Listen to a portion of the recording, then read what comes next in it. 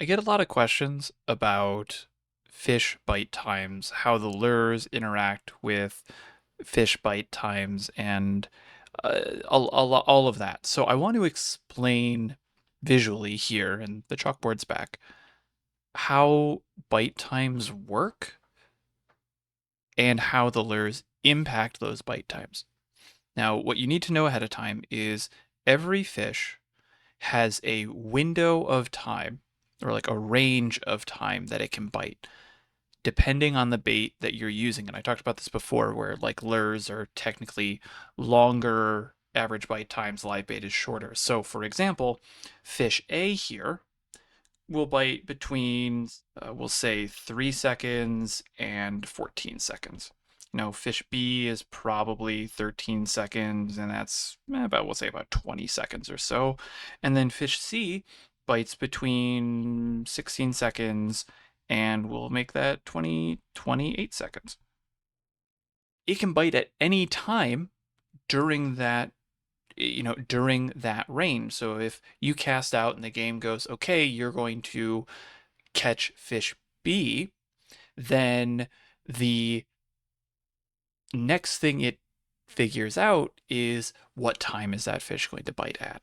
And it will bite anywhere between 13 and 20 seconds. So anywhere in this time frame.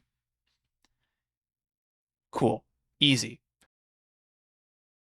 Now, if you have Chum, Chum reduces the bite that is about to happen. It reduces the bite time by 50%, or roughly it's like 50%, maybe plus a second, which is probably there for latency issues. But the easy number is if you're using Chum, all the numbers are reduced by 50%. That's it. Now, the tricky bit is if you are using lures.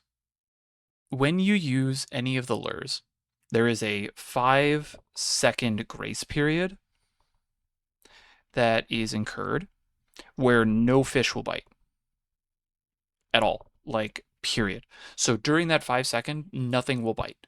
At the end of that 5 second, something could bite. And that depends on what you roll into. A lot of people assume that you can use lures and this 5 second grace period to skip over fish. So say you start using lures at 2 seconds, and you get another 5 seconds here that puts you at 7, then another which is 12, and then another which is 15 seconds over, so 17 seconds. Do you skip over fish A? No. What will happen is if you roll into fish A, it will bite immediately at the end of the grace period of 5 seconds after the last time you use a lure. So there is no skipping, because whenever a lure is used, it re-rolls into any potential fish.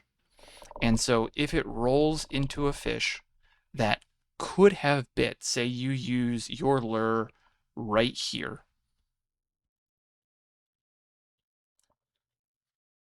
So 5 seconds from here, we'll say it like that.